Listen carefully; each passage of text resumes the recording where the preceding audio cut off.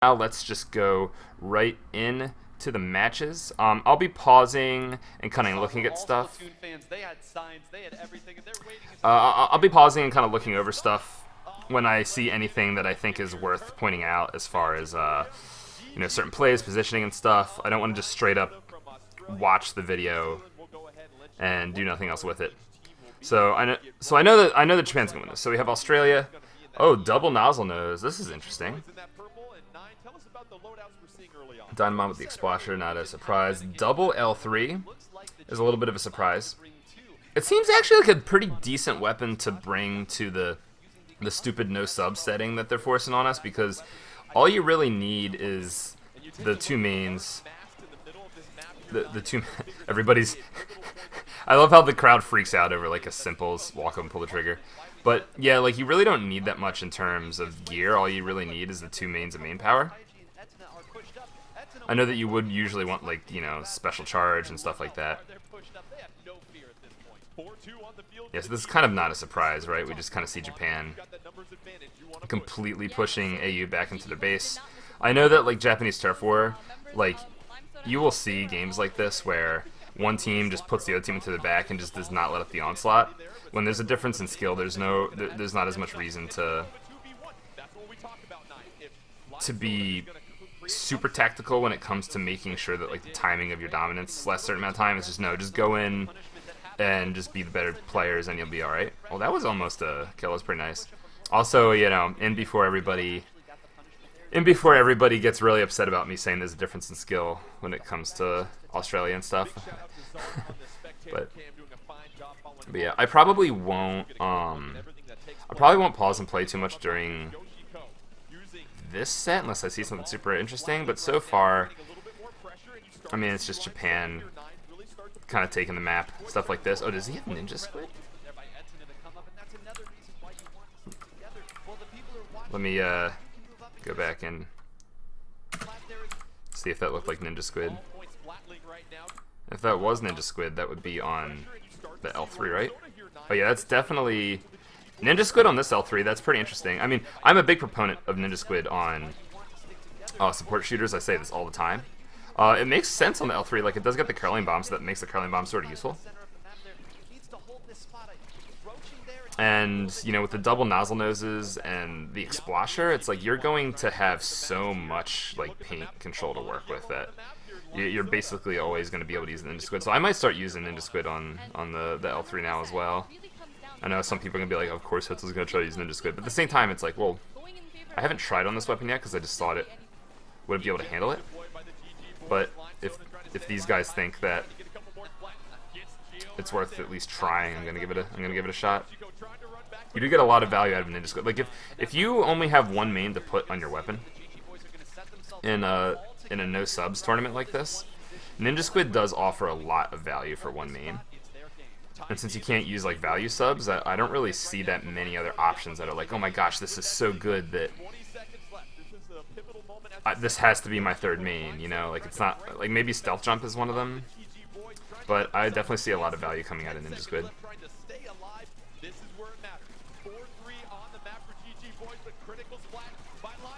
The audience freaking out so much is so funny to me.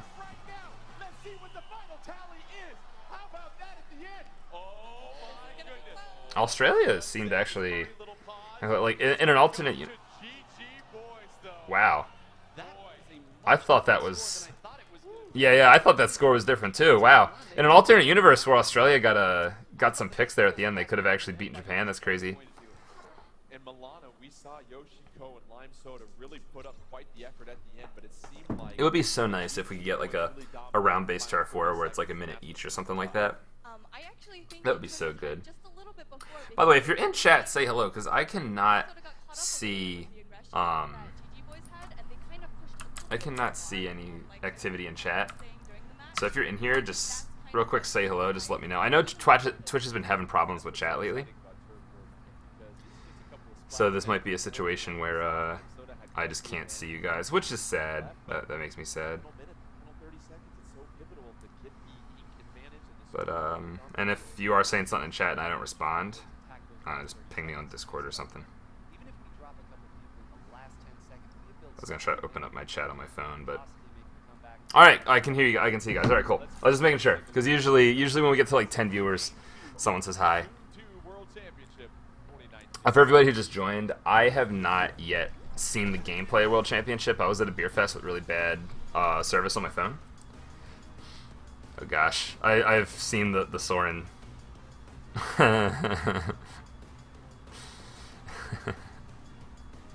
I like how in that thing, like, Urza totally lost patience for it.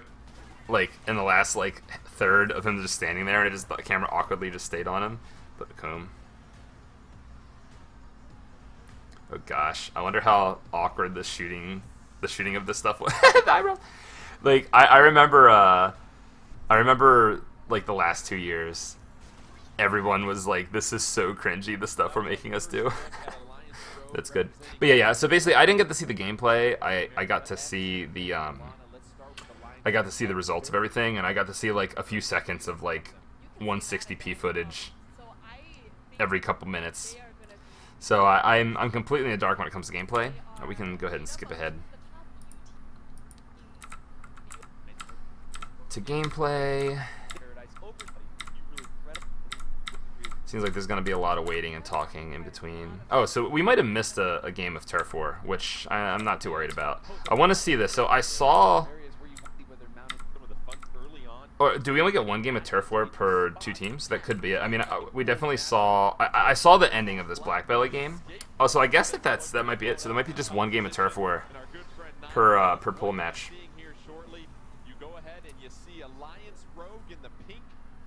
Splash Mini versus Splash L3. That's interesting.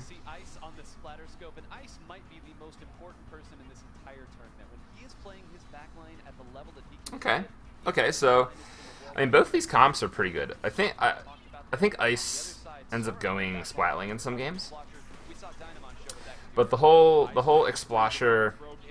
I mean, this comp coming out of AR is really, really freaking good. Every single weapon has a lot of splash damage, and if they work together, they're going to be able to like chip out and crossfire basically everything that they come across. The only problem is because it's stupid no subs, you really can't get the full effectiveness out of the weapons.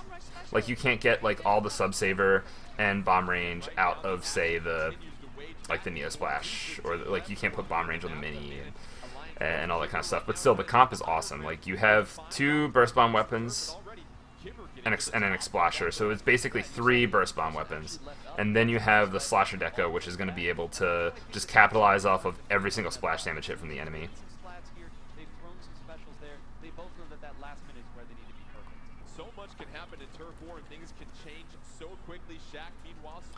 I mean, FTW doesn't really have the worst setup here either, right? Like, they don't have the full splash damage thing going on, but they have the Neo Splash and the L3 being run by 2 people who obviously are going to be able to use those things. I mean, I know that Shaq doesn't have as much experience with Neo Splash as Toon does, right? Because Toon specializes in he basically specializes the same kind of stuff as me. He just has a better repertoire of weapons to pull from. He plays all the shooting weapons that pain a lot in the support slot.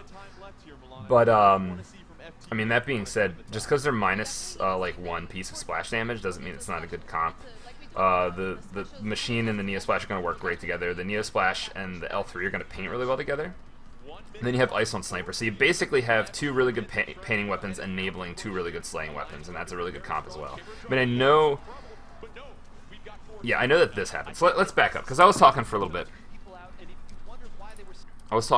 And I want to go back a little bit and kind of look at this last half of the game. So we have AR in control here. They have specials up.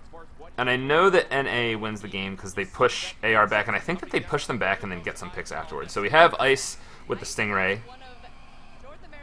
That gets 1 kill. It forces a special out of someone else. We have a 3v3. There's a ball already. Now, how is Kiver going to be able to handle this? Alright, so this baller goes off. We saw this already. Hey, what's going on, PK? How you doing, man? Baller doesn't actually get anything, and he gets taken out. So there's about to be a minute left in the game. That push out from FTW didn't really have much come of it. who's gonna get special first? So we have the bomb rush ready from Kiver. We definitely need to see them coordinate. I'm gonna remember the timestamp here. This is 1:40:33. I just want to see what the loadouts were at the beginning of this game.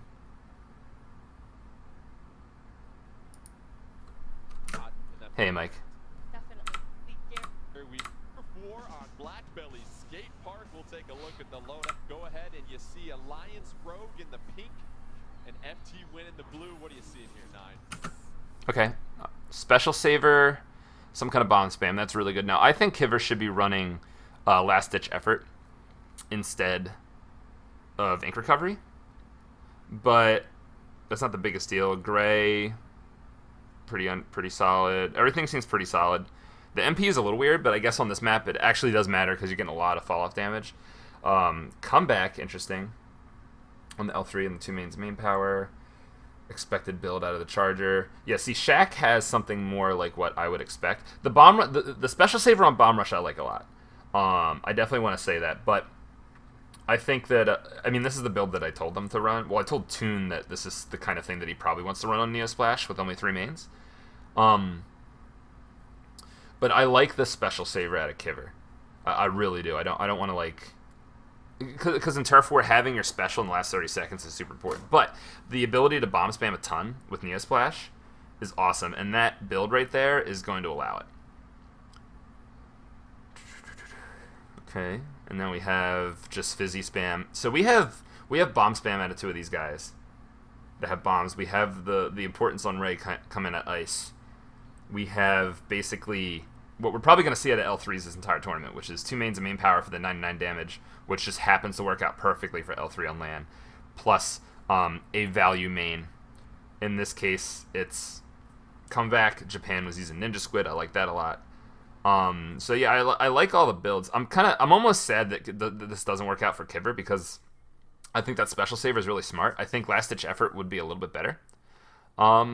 Just because having Last Ditch Effort for the bombs, that means you have 2 mains of bomb spam plus a special saver to guarantee your bomb rush is great, but Shaq ends up having 3 mains of bomb spam going on during the last 30 seconds, and that's pretty freaking clutch. So, all right, we'll go back to the 140 half right here. Keep playing. We definitely need to see them coordinate. We need to coordinate those specials. We need to, like we talked about, the specials coming out together. Yeah, basically what Mel said, we want to see how like the special coordination gets us out. All right, so here comes the Ray from Ice, and this is what's been really important so far. So the Ray gets a pick. Kiver is using this bomb rush now. This is a bad time to use the bomb rush. That would have been a good time to use the bomb rush before all of that, but the problem is like bomb rush versus Ray.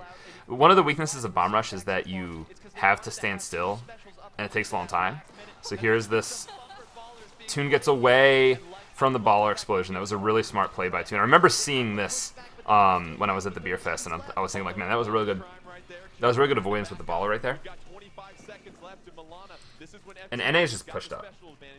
So that was a bad call with the bomb rush from Kriver, I think. I think that he should have known that they were going to lose ground and just... You have the special saver, right? Like... Yeah, let's talk about that for a second. So let's go back...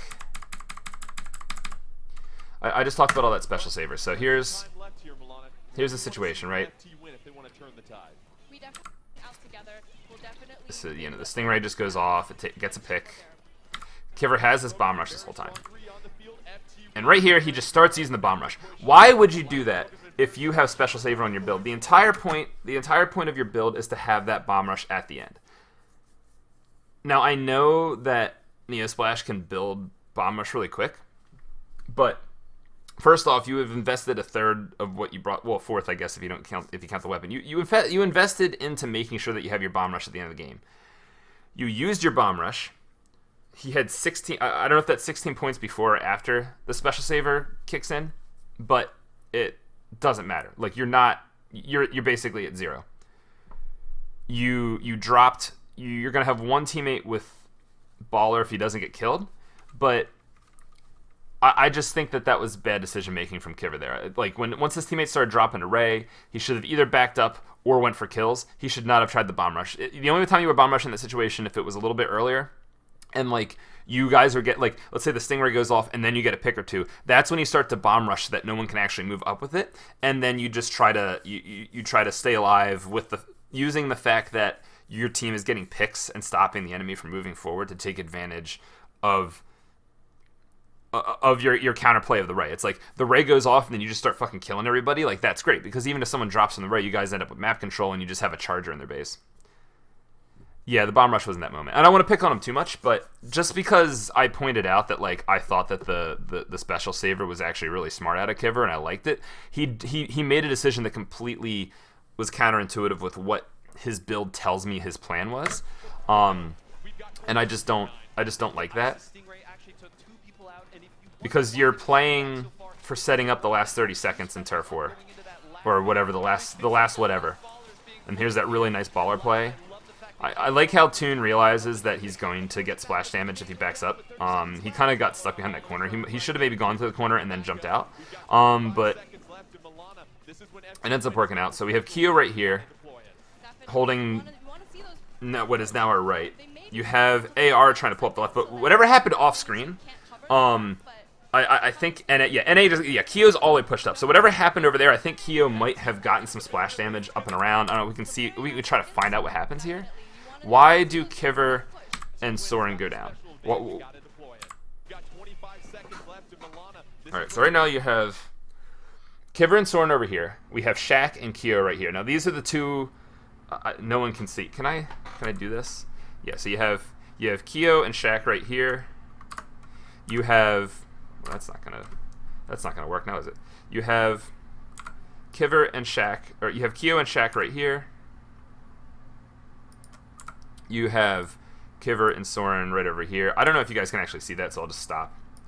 But basically, I am assuming that these guys get aggressive, and Kiver and Soren just go down. Now, again, here's the last 20 seconds. How close is Kiver to that bomb rush? The answer is no. The answer is no. So we have a baller and a missile's almost ready. By the way, all right, so guys, if I do this, if I hit this button, and I start drawing boxes and, like, writing with this pen, can you guys see this? Can you guys see these circles that I'm drawing and stuff like that? Let me know if you can or not. He was looking at difference in his playstyle. Yeah, you can see that. Okay, good. So, all right, let's take all the time I wasted and just say that what I expect to happen is Shaq and Kyo are gonna be aggressive somehow, or they're gonna shark somehow. That's what I think is gonna happen. So let's see if we can really quickly. All right, so we literally can't see anything. I want some kind of information. Okay, so Kiver dies here. This looks like splash damage from a burst bomb. Let's back up. This is when FT Win has got the special advantage. You got it. Go forward frame by frame. So I see splash damage from what looks like a burst bomb. Might have also been a machine, so maybe they kind of combined fire here. That's, yep. All right, so there's a burst bomb there. We don't see where it's coming from, so Shaq might actually be up on, like, the gosh, the controls get all weird. Shaq might actually be, like, all the way over on the enemy plat. I'll change the color to, like, a yellow so that it makes sense on this background. Shaq might be, like, up on the enemy plat and throwing the burst bomb this way. So they might have rushed one of the Koopa Clan guys, and then Kiver moved up and they kind of responded to that. So let's see if we can find any of that happening. Oop. Was that another burst bomb? That's important to know too. Oh no, Kiver gets sniped. Kiver gets sniped. Shaq is, where the hell did my controls go? They went over here. Alrighty then, so Shaq is over here and throwing burst bombs. He gets called out. Ice shoots from over here and snipes Kiver.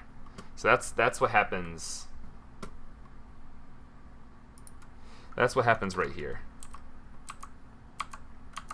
Now Soren goes down somewhere else, so I'm assuming that Soren just got taken out by Kyo. So now it's a 2-down situation. Your closest specials are at 93 and 96, but it's the last It's basically the last 15 seconds, that push. They may and it's a 2v4. So this is basically the play. the enemy team can't cover. Yeah, and Kyo is in the base. Kyo's just painting around. So what basically happened was, Shaq pushed up this way. Kyo pushed up this way, probably sharked, and killed Soren.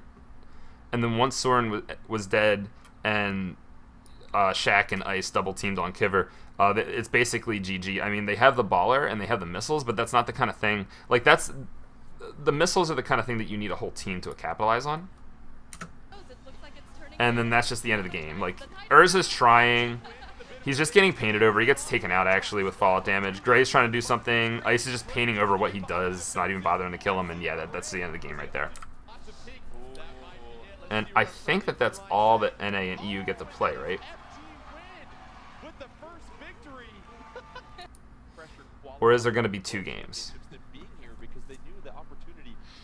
No. Okay, so they're going to fight Australia right away. Sounds cool to me. So I think that's what made that game. I think that I don't want to pick on Kiver because I really like Kiver and the way he plays, but that there was some decision making that did not lend to that special saver, and they kind of got stuck in their base without that way out. And like imagine if they had stayed alive, and then bomb rush and missiles went off at the same time, and it was a really good missile shot. They would have had to respect the bomb rush because the missiles would be coming down. So you have to move. You have to let the bomb rush go off, and then Urza can come out swinging with the baller and stuff.